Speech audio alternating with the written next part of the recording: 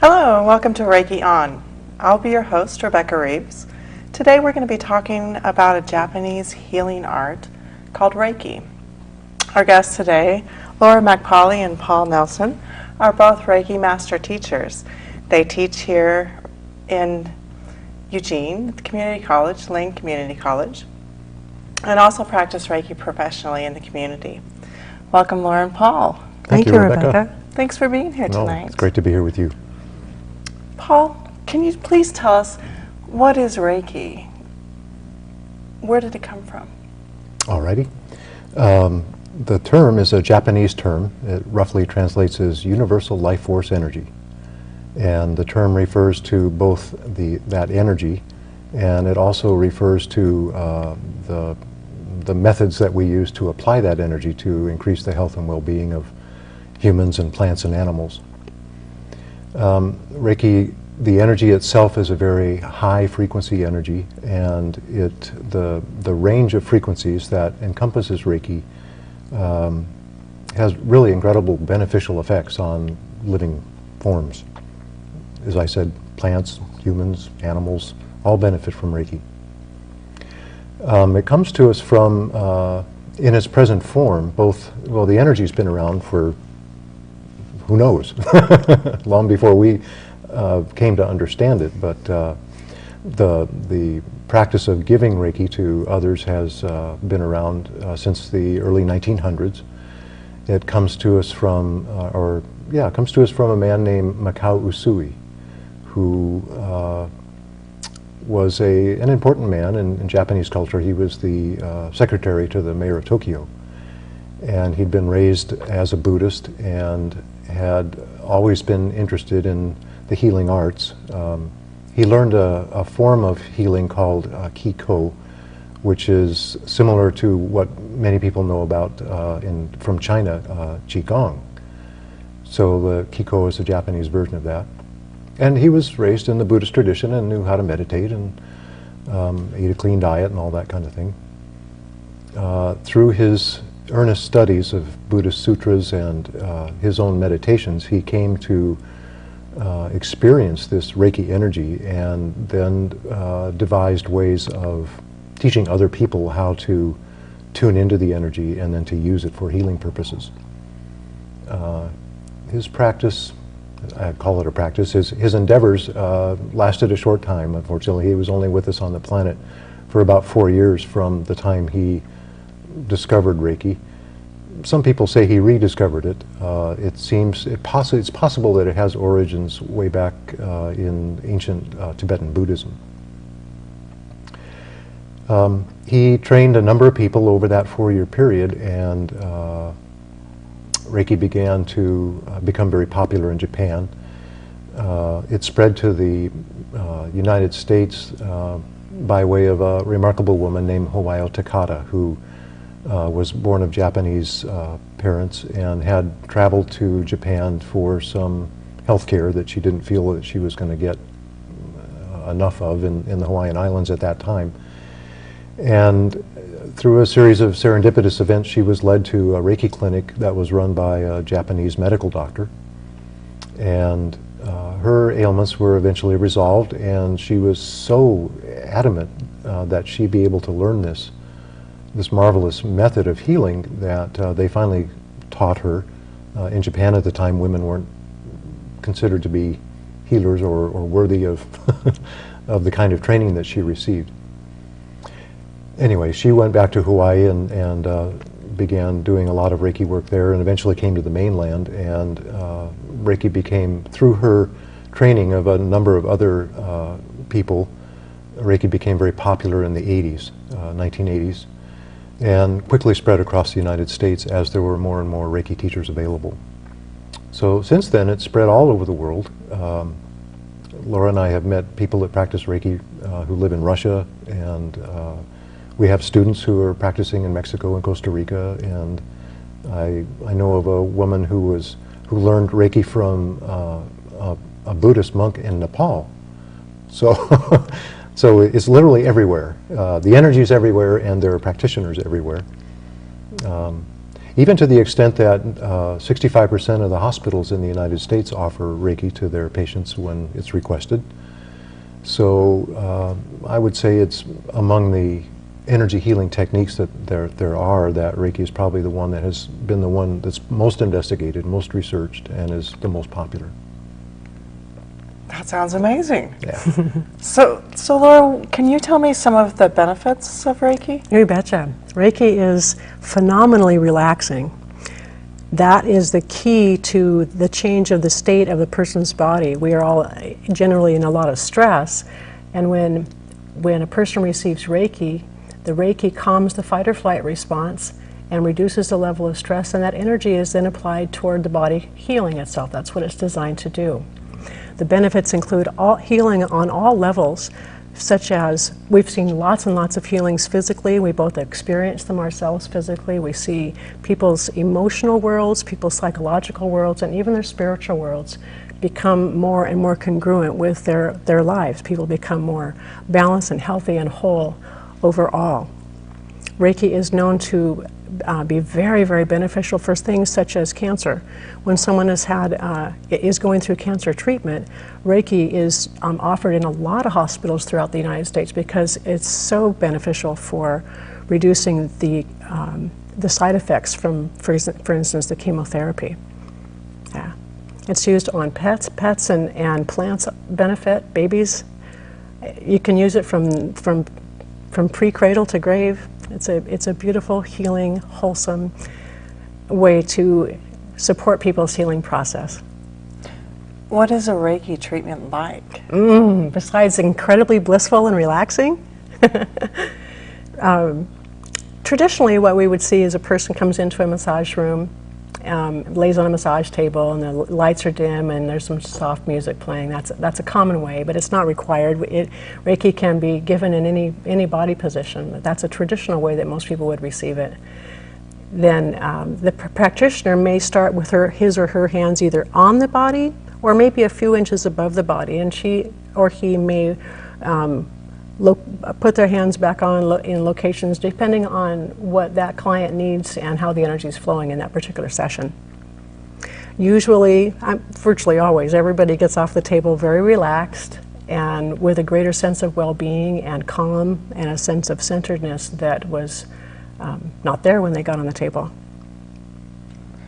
And Paul, would you say that is there anything else that a person would expect after a treatment, after a Reiki treatment?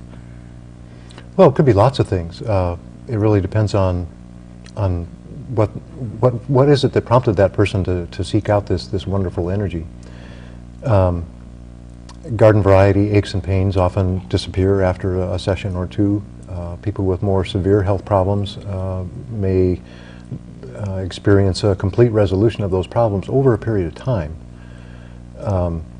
I want to make sure that people understand, though, that Reiki practitioners aren't trained to diagnose and treat any kind of physical ailment or disease. What the Reiki energy does, well, first of all, a person learning Reiki learns how to tune into this energy that's everywhere. It's just there. If I can use a radio analogy, in this moment there are radio waves going through me that have been broadcast from all the local stations, and there may be Bach or Beethoven or Led Zeppelin or a talk show or something going through me right now. But my body doesn't hear that because it's not tuned to those frequencies. In our Reiki classes, we teach students how to tune into this healing energy that's everywhere, how to receive that particular frequency of life force energy and bring it into their own bodies or transmit it to the body of a recipient, which could be another human or, as I said, a pet or a plant even. And as Laura said, the energy at its most basic is incredibly relaxing. And for a lot of people, relaxation is something that they've forgotten. That experience isn't part of their lives anymore, especially in these times. Many people are very stressed economically, and that carries over and causes marital stress and stress with the kids and so on and so forth. And many of our clients come to see us simply for the relaxation benefit, which doesn't it persists for longer than just the hour that the session takes. Sometimes they'll stay relaxed, relatively more relaxed over days and sometimes even weeks. And it's not that Reiki cures all of the problems in their lives, it's just that as they are calmer and more centered and more grounded, they're more able to think clearly and devise ways in their own lives for solving their own problems. You can imagine if you're all frazzled and your mind is running off in 80 directions at once, it's really hard to cope with whatever stresses there may be. And Reiki just takes all that, calms it down, and helps people to be more calm and centered. But it has other unique qualities. It's much like acupuncture, except we don't use needles, in that it clears the energy blockages that occur in our bodies and harmonizes and balances the flow of energy in the body. Again, just like acupuncture does, but without the needles. And so it promotes the body's ability to heal itself. Our bodies obviously have a miraculous ability to heal themselves. If I were to cut myself, and a nice deep cut, and if I keep it clean and don't let it get infected, in 7 days it'll all be healed. And it all does that. The body does that. It knows how to do that. I don't know how it does it. But Reiki brings the body into a state where it can communicate with itself and where it's in a balanced, harmonious state, and that promotes the whole healing process. It's difficult to tell a person what to expect. It depends on the severity of their problems. It depends on how chronic those problems have been. And it depends on how proactive they are in making lifestyle changes, like improving their diet and exercising more and making sure they get plenty of sleep and things like that. So all we can say is that whether or not a person heals really depends on them and the characteristics of their own body. But Reiki brings about a state that gives the body every chance that it can have to bring about its own healing. That sounds really good. Does indeed. It is good. We love doing this work. Can anyone learn Reiki? What is Reiki training like, Laura? Oh, anybody can learn it. Reiki training is traditionally done in 3 levels. We call them degrees. The first degree, the student learns how to use the Reiki energy to help support them on a physical level and focuses on the physical manifestations in a person's body. The second degree, the student learns to focus the Reiki energy for emotional and for mental, psychological kinds of concerns. And the student also learns how to send Reiki healing to someone at a distance. We call that remote healing.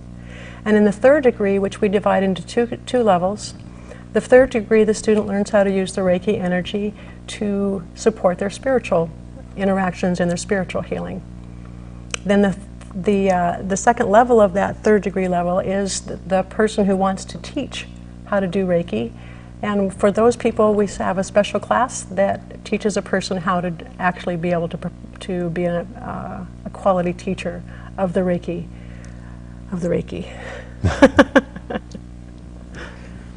So Paul and Laura, tell me if you can, how has Reiki changed your life? If you want to go first, Paul, how has Reiki changed your life? It's hard to imagine where my life would be without Reiki. It's changed everything.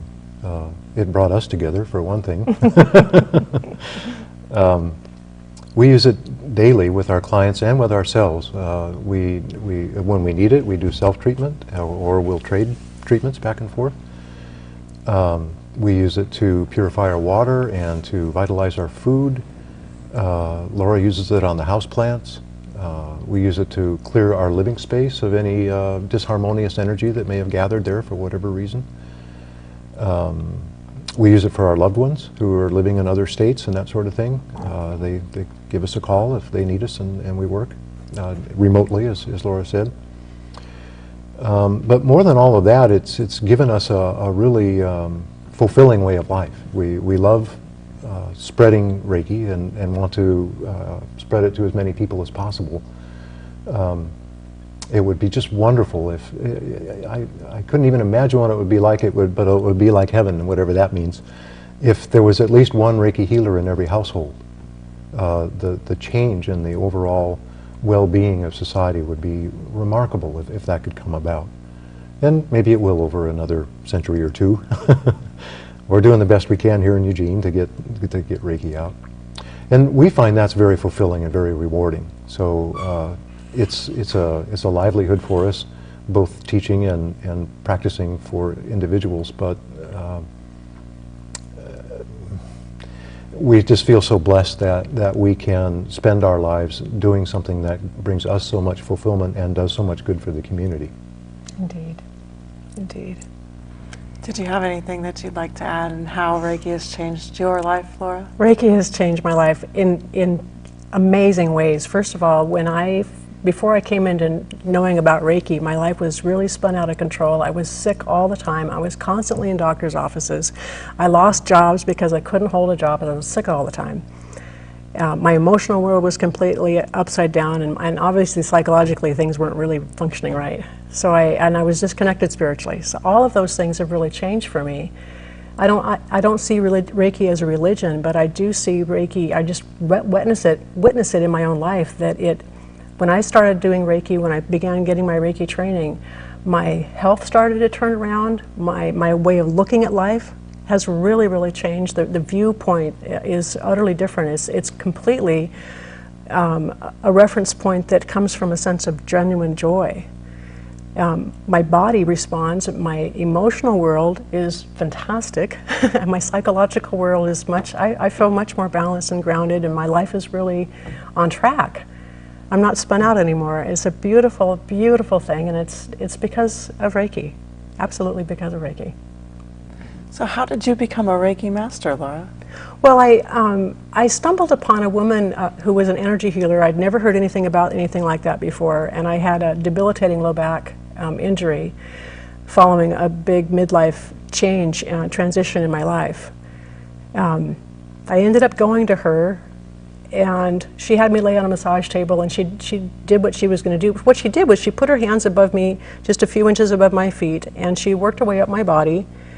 I went into a gently comforting, altered space that was I'd never had before. It wasn't anything like drugs or anything. It was just a really beautiful, blissful space. When I got off the table, I was like 85% better. My daughter had helped me down the stairs to get into my car so I could go see this lady. She happened to be out on the porch when I got home, and I went running up the stairs. Her jaw just went, "What happened to you?" And I go, "I don't know, man, some lady." And that began my exposure and my education with energy. And she left town, not she just left, she moved away, and I was in yet another doctor's office reading a magazine, and there was an article about alternative health care, and this word Reiki was one of the definitions that was listed. And I read that and I thought, that must be what that lady did. I really didn't know what she did. I'd never heard of it before. She didn't tell me what she did. So I got a book on it. Somebody asked me, "Have you heard of Reiki?" And I'm going, "What is that? That keeps coming back up on my horizon." So I got a book, I read about it, and I realized, oh my God, this is what I want to do. I was always interested in healing work, but whenever I went to go and look at becoming a nurse, which seems like, that's the obvious thing from a girl in the 50s, it just didn't feel right. It just felt dry and empty and cold, and when I read about Reiki and that Reiki came from healing energy from my hands, I thought, hot dog, this is it. I kind of knew that massage might be something I need to do with it, because I didn't think anybody back then, because I'd never heard of it, I didn't think anybody else had heard of it. So I became a massage therapist, and I met my Reiki master in school. She trained me. We trained together throughout that entire couple of years. And by the end of that, I became a Reiki master myself, because I was watching what was happening with my my clients, and also with my own health, and realizing this is really something. I have to teach this. That's just what I do. If I'm really into something, I got to teach it. If it's good for me, it's got to be good for somebody else. So, she taught me to be a Reiki master, and yeah, I never expected to be, but that's where I ended up going. From there, I ended up, one of my instructors from the massage school came and took my class. He'd been hearing about the class from other students who had taken my class. And he took the class and he was really impressed with it, and he invited me to come on LCC staff to teach Reiki through the massage program. Although we teach to everybody, it's open to the public, and we have lots of people that come in from the public that want to learn how to do Reiki just for their own self-healing. That's what the majority of people do, is want to come so that Reiki can be part of their life and their own personal empowerment to self-heal. Yeah, that's what. Yeah. So Paul, how did you become a Reiki master teacher? Well, I first heard about Reiki in the late 80s. I was practicing chiropractic. I practiced for about 15 years in Southern California. And I was told at the time that once I learned how to tune into the Reiki energy, that anytime I put my hands on my patients, that the Reiki energy would be coming through. And I thought, well, that can't hurt. So I took the first degree training, and a few months later the second degree training, and that's as far as I went with it. It turned out that I was seeing too many patients to slow down enough to do Reiki in the course of my day in my practice, my chiropractic practice. So my Reiki skills languished, and I didn't think about it much until going through my own life transitions. I decided I didn't want to be a chiropractor anymore, that my love has always been energy work. So I sold my practice and moved to Eugene due to a variety of circumstances, and promised myself that I would only do energy work. And have been doing that for about 20 years here in Eugene. Laura happened to come to see me as a client once, and as soon as I put my hands on her and began doing the work that I was doing at that time, she lifted her head up off the table and said, "You've got Reiki." And I said, "Yes, that's true, and I'm amazed that you can know that." And she said, "Well, I can feel it. It's coming right through your hands." And that was surprising to me, and so she revealed that she was a Reiki master, and as we became closer, more involved, she kind of got on my case. She said, "You're an energy healer and you're not using Reiki? What? I don't understand that." What? How can you not? Yeah. How can you not? I don't get it. So I began incorporating more and more Reiki into the energy work that I was already doing, and found, to my great happy surprise, that it was improving the results, and the clients were liking it more. So Laura ended up redoing my first and second degree training, and then eventually did my Reiki master's training, and not too long after that we started teaching together, which we've been doing through Lane College for about 10 years now. So you guys have been pretty prominent in this community for a while. Yeah. So we have time for just one more question, I believe. Paul, if someone was very hesitant about coming in to see a Reiki practitioner, but very interested at the very same time, what would you tell them? Well, I'd suggest that they stretch their comfort zone a little bit and try something new, and they might find a whole new level of comfort in their physical and emotional and mental worlds that they didn't know they could experience. It's a totally painless treatment. You don't have to undress. People are fully clothed on the table. You don't have to talk. You don't have to tell us all your emotional troubles and woes and that sort of thing. So there's really no reason why a person wouldn't want to. I mean, there's no, you might be curious about acupuncture but be afraid of needles. Well, there are no needles in Reiki. You might be curious about maybe going to a counselor and having some talk therapy, and that's fine. Acupuncture's fine, but you don't need to do that with Reiki. All you need to do is lie down and be open and let Reiki do the rest. We'll deliver the Reiki, and the energy itself does the facilitating of the healing process. And I can't think of a person that I've worked on, and I mean a new person that's never seen me before, never had Reiki before, that has said, "Well, that was a waste of time." Never happens. It never happens. Yeah, and even people, Laura can tell you, often women are more concerned about their health than men are in general. Men are kind of hesitant to ask for help. But it's very common for a woman to see Laura or myself and end up dragging their husbands in. You got to go see this person. It was so good for me, and it'll be good for you too. And the husbands often arrive with sort of a skeptical attitude, and Laura can tell you some stories about men who said, I'm only here because my wife insisted and I don't think this is going to do anything. And she said, well, that's fine, just lay down and let's see what happens. I told him, I'll just give you your money back if you don't get anything out of it. How about that? Is the deal? Okay. Oh, he's sure he's going to get his money back, but when he got off the table, I would have given him the money, but when he got off the table, he was absolutely gobstopped and very, very impressed and really relaxed. All right. Well, to learn more about Reiki or Reiki classes, please visit ReikiClassesEugene.com. That's spelled REIKI, ClassesEugene.com. That's all we have time for today. I would like to extend a very warm thank you to our guests Laura McPauley and Paul Nelson for being here tonight. I'm your host, Rebecca Reeves, and thank you for watching Reiki On.